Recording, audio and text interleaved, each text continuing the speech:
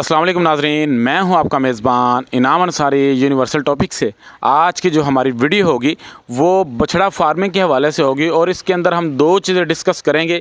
एक तो बछड़ा फार्मिंग के हवाले से गुफ्तगू करेंगे। दूसरा ये कि जो इन्होंने शेड बनाया है, ये इन्होंने शेड लोहे का बनाया है और इसकी लंबाई और चौड़ाई पूछेंगे, इसकी हाइट पूछेंगे। ऊपर इन्होंने बांस डाले हुए हैं, सिरकी डाली हुई है, तो इसका ख़र्चा पूछेंगे। मुकम्मल शेड के हवाले से भी गुफ्तगू करेंगे और बछड़ा फार्मिंग के हवाले से भी गुफ्तगू करेंगे। मेरी तमाम भाइयों से गुजारिश है, जिन्होंने अभी तक हमारा universal topics YouTube channel subscribe नहीं किया वो सब्सक्राइब कर लें और बेल आइकॉन का बटन दबा दें, ताकि आप भाइयों को रोज़ाना की बुनियाद पर हमारी टीम के ज़रिए इन्फॉर्मेटिव और मालूमाती वीडियोज़ मिलती रहें और आप भाइयों की जो फार्मिंग है वो आसान भी होती रहे और फ़ायदेमंद भी होती रहे। तो भाई के पास चलते हैं, मुकम्मल मालूमात लेते हैं। जी अस्सलाम वालेकुम। वालेकुम सलाम। अच्छा भाईजान, एक तो अपना नाम बता दें और दूसरा ये बता दें इस वक्त हम जिस जगह पे खड़े हैं ये लोकेशन कौन सी है? साजिद बुज़दार मेरा नाम है और मुल्तान बनबोसन अड्डा बनबोसन से आप 4 किलोमीटर अंदर की तरफ आएंगे तो ये मर्दानपुर है, मौज़ा मर्दानपुर, वहाँ पे हम।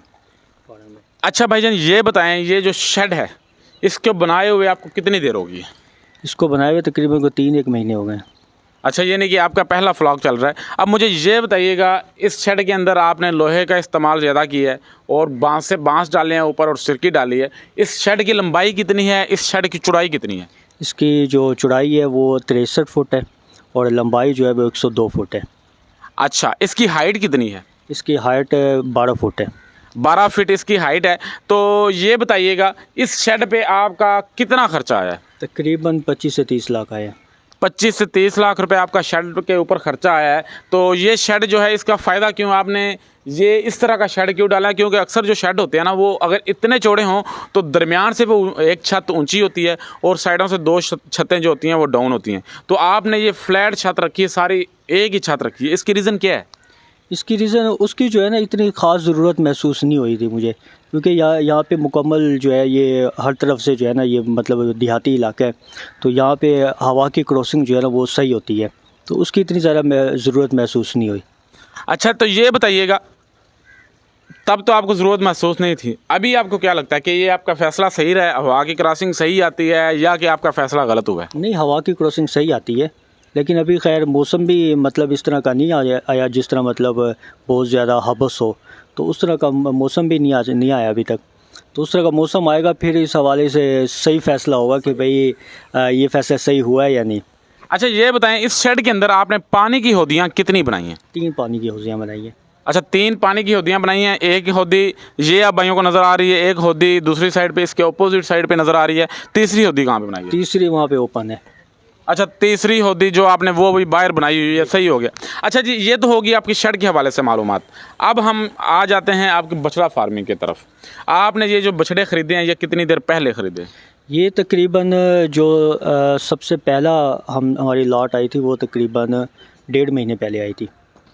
अच्छा, 1.5 महीने पहले आपकी सबसे पहली लॉट आई थी। इस वक्त इस फार्म पे कितने बछड़े खड़े हैं? ये 97 तकरीबन 100 बछड़ा खड़ा है, 97। तो ये आपने किस मंडी से लिए और कांटे पे लिए हैं या मुट्टे के हिसाब से लिए हैं? ये कांटे पे लिए हैं, लोडल मंडी से लिए कुछ और मुल्तान मंडी से लिए और बहावलपुर से। किस रेट में लिए हैं? ये हमने तकरीबन 230 रुपये से लेकर जो मैक्सिमम रेट था वो 250 तक गए हैं। अच्छा, तो इनका जो साइज़ आपने लिया है वो कितने केजी से लेकर कितने केजी तक के आपने बछड़े लिए हैं? ये हमने 200 केजी से लेकर और 250 केजी तक लिए हैं।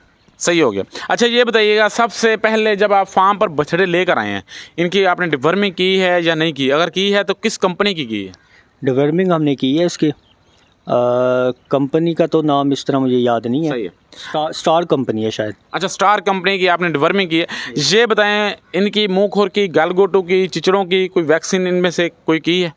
वैक्सीनेशन करवाई है। ये मुँह खुर जब हमने सबसे पहला लेके आए थे हम लॉट जो तो उसमें जो है ना हमारे बछड़ों की जो है ना वो मुँह खुर की काफ़ी ज़्यादा शिकायत हुई थी। तो उस सूरत में जो है ना वो फिर नेक्स्ट टाइम जो भी हम लेके आए थे तो हमने जो है ना डॉक्टर से वैक्सीनेशन करवाई थी साथ में। अच्छा, आप नए बंदे थे, आपने जब पहली परचेजिंग की, पहली मंडी आपने की तो आपके बछड़ों को मुंह खोर की शिकायत थी, तो आप फिर उस बीमारी से कैसे निकले? क्योंकि आप तो एक नए बंदे हैं, नए बंदे के लिए काफ़ी मुश्किल हो जाता है। ये डॉक्टर से जो है ना रेगुलर जो है ना उसके विज़िट करवाएं, तो उसके जो है ना जो भी वो कहता रहा उसके मुताबिक ही चलते रहें। तो अपनी जो है ना वो जिस तरह देहातों में जो है ना लोग टोटके वगैरह करते हैं, तो टोटकों की तरफ हम कम से कम गए। तो डॉक्टर्स की मेडिकेशन के ऊपर ही हमने ज़्यादा जो है ना एतबार किया है। कितने दिनों के अंदर आपने अपने जानवरों को मुँह खुर से आज़ाद करवा लिया था? तकरीबन शुरू हो गए थे, मतलब स्टार्ट में जल्द से जल्द शुरू हो गए थे, मतलब सही, लेकिन टाइम लग गया था। तकरीबन कोई एक हफ़्ते तक तकरीबन हमारे जानवर मुँह खुर से निजात पा चुके थे। अच्छा, मुझे ये बताएं, आपने डिवर्मिंग भी की है, वैक्सीन भी की है, तो खुराक आपने क्या दी है इनको? आते साथ आपका खुराक का फीड प्लान क्या था? आते साथ जो है ना हमने तूड़ी, चोकर, ये चीज़ें स्टार्ट करवाई हैं। साथ में थोड़ा बहुत जो है ना वो टोका भी डाल देते थे बरसीन का। तो उसके बाद जो है ना हमने आलू वगैरह स्टार्ट करवाए। कितने दिनों बाद? आलू तकरीबन हमने 15 दिनों के बाद स्टार्ट करवाए। फी बछड़ा आप कितना आलू इनको देते रहे? फ़ी बछड़ा हम तकरीबन 15 किलो। अच्छा, अभी इनको तकरीबन 1.5 माह हो गया, अभी जो इनकी खुराक चल रही है वो क्या चल रही है? अब आलू दे रहे हैं, तूड़ी दे रहे हैं, चोकर, खल, ये चीज़ें दे रहे हैं। आलू कितना दे रहे हैं, तूड़ी कितनी दे रहे हैं, चोकर कितना दे रहे हैं, खल कितनी दे रहे हैं? आलू जो है ना वो तकरीबन दे रहे हैं 15 केजी, और तूड़ी तकरीबन 3 केजी पर बच्चा। और इसी तरह खल जो है वो 100 मतलब जानवर है तो इनको तकरीबन थोड़ा बहुत ही देते ताकि तूड़ी अच्छी तरह खा लें। 10 केजी एक टाइम में देते हैं। तो चोकर एक बोरी दे देते हैं, 25 केजी की होती है। दो बोरियां भी हो जाती हैं। अच्छा, ये के मुताबिक तूड़ी ज़्यादा से ज़्यादा खाएं उस हिसाब से मतलब चोकर डालते हैं। अच्छा, ये बताएं, आपका फ़ी जानवर का रोज़ाना की बुनियाद पर कितना ख़र्चा हो रहा है? तकरीबन 200 प्लस हो रहा है। 200 प्लस हो रहा है आपका ख़र्चा। तो ये बताएं, ये 100 बछड़े को कवर करने के लिए आपने कितने वर्कर रखे हुए हैं? 4 वर्कर है।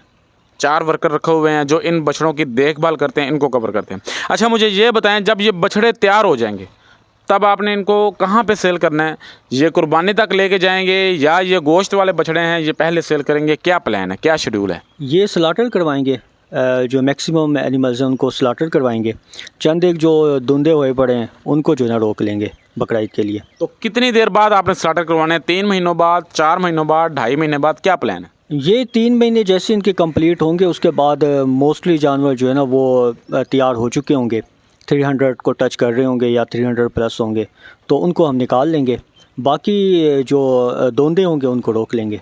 अच्छा, ये बताएं, आप चूँकि नए फार्मर हैं, जितनी खुराक आप इनको दे रहे हैं, जितना आप इन पे खर्चा कर रहे हैं, उतना रोज़ाना की बुनियाद पर फ़ी बछड़ा आपको वज़न दे रहा है या उससे ज़्यादा दे रहा है या कम दे रहा है? आप क्या समझते हैं? अभी फ़िलहाल तो मतलब वज़न एक तसल्ली बख्श है, इतनी ज़्यादा मतलब हम एक्साइटेड मैं नहीं कह सकता कि भी बहुत ज़्यादा एक्साइटेड हूँ कि भी बहुत अच्छा वज़न दे रहे हैं, लेकिन ये है कि तसल्ली बख्श है। आपको इनके अंदर हाज़िर पोजीशन पे, हाज़िर मौके पे कोई मुनाफा नज़र आ रहा है? आपको महसूस हो रहा है कि इंशाल्लाह ये मुनाफा देंगे या अभी ब्लाइंड है काम? हाँ, मुनाफा तो देंगे, उस हवाले से तो थोड़ा बहुत है कि मुनाफा देंगे, लेकिन इतना ज़्यादा मुनाफा नहीं देंगे जितना कि अभी सोचा हुआ था। लेकिन ये है कि पहला व्लॉग है तो काफ़ी सारे तजर्बात से गुज़रे हैं, तो इंशाल्लाह अगली दफ़ा जो है ना उन तजर्बात से नहीं गुज़रेंगे, तजर्बात से पहले से गुज़र चुके होंगे, तो इंशाल्लाह अगला व्लॉग जो है ना इससे अच्छा होगा। अच्छा, आप क्या समझते हैं, आप नए फार्मर हैं, जब आप इस काम में नहीं थे तब आपने ज़ाहिर बात है पूरा प्लान किया होगा, इस तरह बछड़ों का काम करेंगे और ये काम इस तरह का होगा।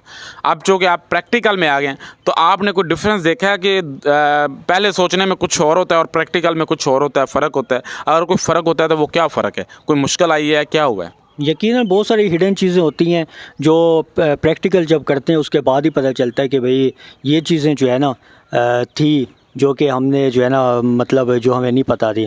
तो बहुत सारी चीज़ें हिडन होती हैं, वो कोई भी आप चीज़ ले लें, थ्योरी और प्रैक्टिकल में ज़मीन आसमान का फ़र्क होता है। हर कोई इस बात पर जो है ना एग्री होगा। हिडन चीज़ें थी वो काफ़ी सारी निकल आई हैं, आगे भी निकलती आएंगी। तो इंशाल्लाह ये है कि वक्त के साथ साथ प्रैक्टिकल भी होता रहेगा और सीखते भी रहेंगे। अच्छा, आपके नज़दीक जो हिडन चीज़ें थीं ज़रा वो बयान करिएगा, क्योंकि जो लोग नए आ रहे हैं इस फील्ड में या नए आना चाहते हैं, मैं भी उनके लिए भी वो चीज़ें हिडन हो और आपकी आवाज़ के ज़रिए उनको पता चल जाए कि ये जो हिडन चीज़ें हैं ये भी फार्मिंग में होती हैं, ताकि उनका फ़ायदा हो सके। इसमें यह है कि बीमारी के हवाले से जैसे मुँह खुर बीमारी आ गई थी एकदम, उसके हवाले से हम इतने ज़्यादा मतलब प्रिपेयर नहीं थे। तो उसके अलावा जो है ना बहुत सारी चीज़ें, जैसे तूड़ी हमने स्टॉक की हुई थी, लेकिन तूड़ी जो है ना हमने सही तरह स्टॉक नहीं की, तो उस हवाले से हमारा फ्लॉक जो है वो लेट हो गया, तो तूड़ी हमें स्टॉक करने का इतना फ़ायदा नहीं हो सका। तो इसी तरह काफ़ी सारी ऐसी चीज़ें होती हैं जो मतलब तजुर्बात के साथ साथ ही आती हैं, बंदा बयान नहीं कर सकता। हिडन चीज़ें वो होती हैं जो मतलब जैसे जैसे बंदा प्रैक्टिकल करता रहता है ना, क्योंकि हमने भी इसी तरह बहुत सारे चैनल्स और यूट्यूब के वीडियोस वगैरह देखे थे, तो वो प्रैक्टिकल करने से ही जो है ना निकलती हैं, चीज़ें निकलती हैं। हर जगह की मुख्तलिफ जो है ना वो इस तरह की चीज़ें होती हैं। अच्छा ये बताएं, आपने वो कांटा भी रखा है, मुझे नज़र आ रहा है 100 बछड़े आपके पास, आप इनका वेट करते हैं 15 दिन बाद, हफ्ते बाद? कुछ शेड्यूल आपका है आपके फार्म का, या कि आप वेट नहीं कर रहे? वेट तो करते हैं, कांटा जो रखा हुआ है इस हवाले से वेट तो करते हैं, तकरीबन 15 दिन या 20 दिन के बाद जो है वेट करते हैं हम। तो फिर ये सवाल भी बनता है कि आपका फी बछड़ा 200 रुपया पर डे ख़र्चा आ रहा है, तो आपका पर डे इस खुराक पे वज़न कितना आ रहा है? पर डे जो वज़न आ रहा है वो तकरीबन मतलब 1 kg पूरा नहीं आ रहा, कम ही आ रहा है। कितना कम आ रहा है? तकरीबन ये समझ लें 700 ग्राम 600 ग्राम ऐसे ही आ रहा है।